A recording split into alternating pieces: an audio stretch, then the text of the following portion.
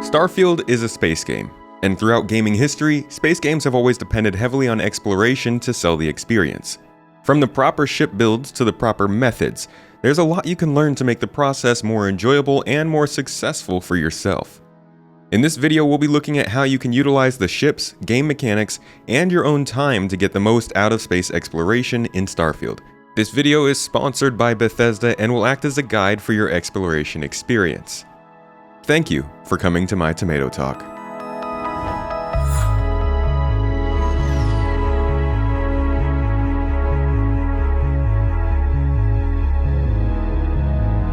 One of the difficulties of Starfield is just how much there is to do.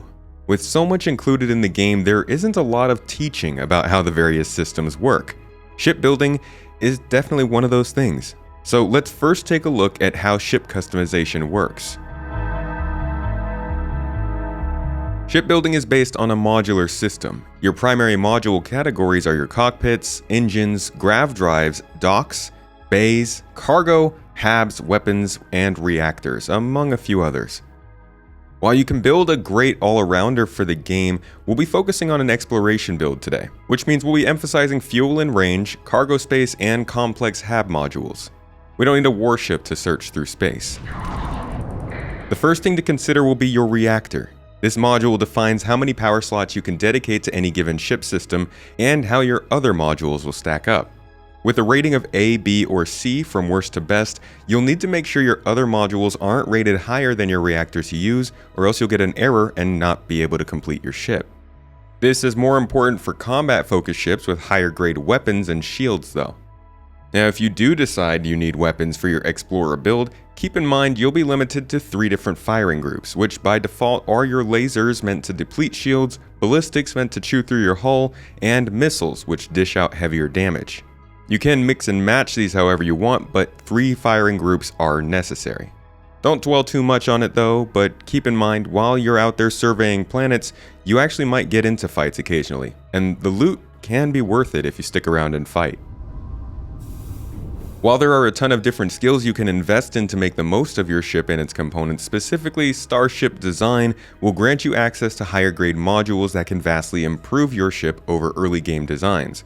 But for this video, we'll be sticking to beginner-friendly builds.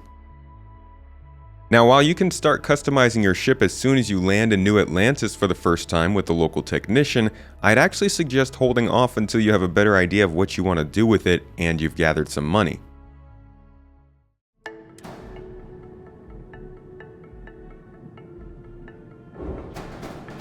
After jumping into customization and starting to move modules around, the first thing you're going to want to notice is the height meter on the right side that will help you determine the specific placement of your modules. This is the best place to look if you're having trouble connecting them together, as it can be a little bit disorienting. You're also going to want to be careful of your docking placement. Whatever docking module you choose needs to be on the outermost surface on whatever side of the ship it's on, so that you can connect to other ships without any obstructions. As I've thrown this ship together, it wasn't really the most pretty with the components and money we have, but for about 70,000 credits you can get all the facilities you need for adequate crew, cargo, and defenses. Take note that your ship mass is definitely going to go up as you upgrade your engines, improve your cargo storage, and add on a stronger reactor. You're gonna want to balance your engine output with your power availability and that mass, as well as watch your maneuverability so you aren't a sitting duck. This is going to take some experimentation, but you can apply all the modules you like before ever actually spending money. So sit back and enjoy the process until you find something that suits you. Once you're out in space, you'll notice this extra weight we've added, and you'll probably want to aim for the piloting skill, which will give you control of your thrusters at rank 1 and increase your handling and maneuverability at rank 2. This isn't entirely clearly explained in the game, but that is a good skill to go for if you're going to be flying around a lot. You'll also want to keep a close eye on your thrust levels. Vasco gives you the hint in the beginning of the game, but he's not kidding about keeping your thrust managed for maximum maneuverability. For elite dangerous players, this is nothing new. Max speed may take you places, but finding that sweet spot in the middle of the highlighted throttle meter on the left side with those little white bars sticking off will keep you on your toes in a fight. Now after you've built your ship, you got all of the errors figured out, and you're ready to fly, you can also upgrade modules separately with a little bit of extra money, though it might not always help how you expect, as you can see here. So I suggest building out your ship and coming back for upgrades later. Once you're all finished, you can back out, say if you don't want to paint your ship, and just like that, your new ship is ready to fly.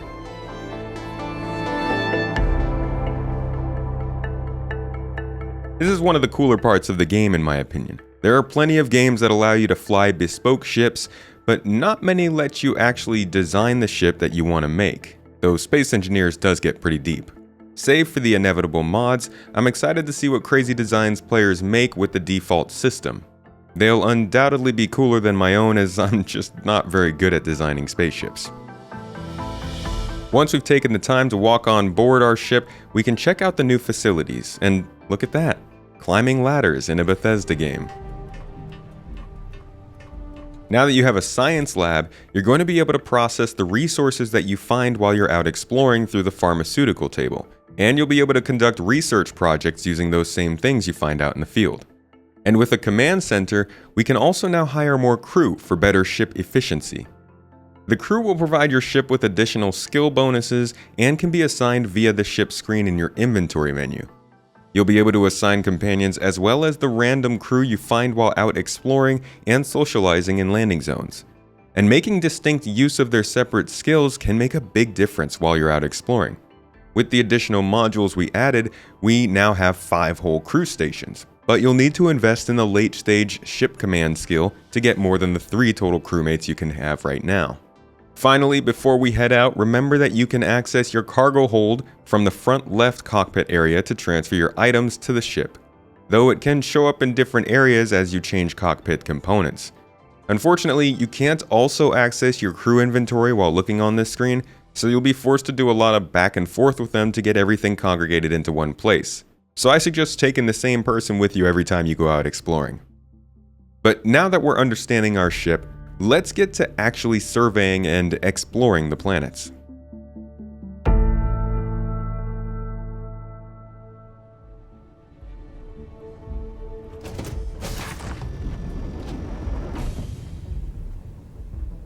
With all this new equipment on board, you're probably tempted to start getting to work with them. Researching upgrades and crafting consumables is a satisfying experience, but it's not all available to you at once. A lot of different components of this game are actually kind of soft-locked behind skills. You're going to need to invest in certain skills to continue researching new mods and items. This acts as a way to pace the game out, requiring you to go out and play, taking part in the gameplay that surrounds these upgrades rather than getting ahead all at once by dumping points into them. From weapons engineering to spaceship design to chemistry, in general, you'll be spending a lot of time in the science department buffing out your skills. And as you continue crafting items you've unlocked, you'll gain access to higher level skills, making future crafting easier. As you find resources, you can come to the projects, apply the certain resources you found for later, and keep going out and coming back until you finish the whole list. Or if there's something you're particularly interested in, you can track the resources as a mission. These resources will then be highlighted when surveying a planet from orbit and when you come across their corresponding fauna or flora on the ground. Now, to conduct an orbital survey, just use your map to target a planet, enter orbit around that planet, and scan the entire surface to get the resource composition. The different resources will be rated based on value, and when planetside, some will be much easier to find than others. But even without going planetside, you'll be able to fully survey some bodies from orbit entirely, specifically the gas giants, since you can't land on those. And once you've completed a survey, whether from orbit or down on the ground, you'll be able to sell the data to any vendor in-game for credits, giving you a little reward on top of all of the different gameplay you've gotten from the surveying process. The value of this data will depend on the flora, fauna, resources, and general traits of a planet. Once fully surveyed, the planet will give you a little notification in the top left-hand corner, letting you know that it is fully completed. Take some time to jump around various planets and systems. Always keep an eye out for the suggested level of the area so you don't find yourself in trouble, and keep track of which faction owns which system, or else you might get yourself into a tough situation. As a more arcade-based game, you won't need to worry about things like life support, fuel, food, or water to keep you and your crew safe. so you can cruise around to your heart's content without too much worry. There won't be any emergency landings or time stranded requiring you to go find resources in order to escape the planet. What this is all about is finding things to do and resources to be gathered. So let's talk about the process of planetary exploration, or we'll say preservation.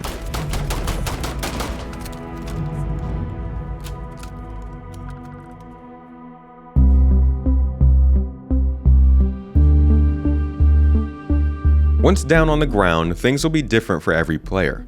Since the planets auto-generate different landscapes and layouts for each playthrough, you'll always find variation whenever you start over with a new save. What I've discovered is that almost anywhere you land, you'll have points of interest placed around you at mid-distance to set a goal to go obtain.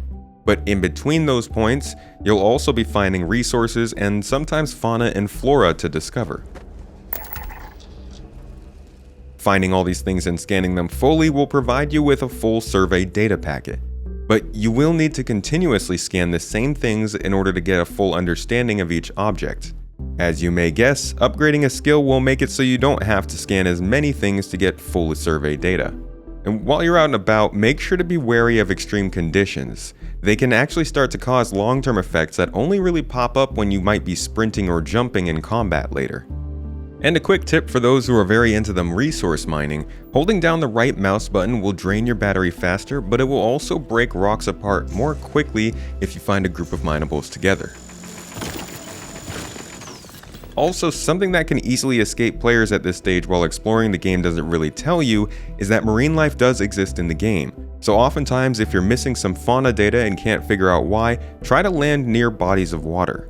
You'll see them from your planetary survey listed as coast and be able to land nearby. In fact, while you're surveying, you can determine which biome you're landing in by looking at that same identifier.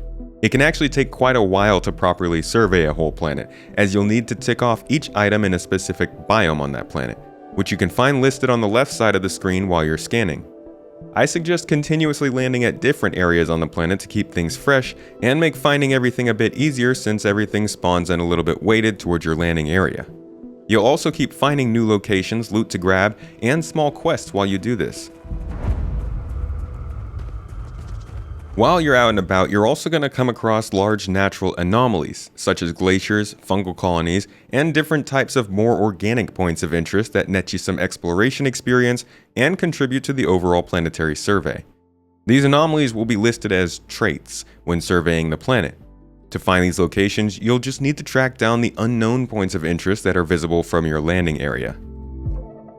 And that actually about summarizes the major beats of exploration in Starfield, from your ship builds to your boots on the ground practices.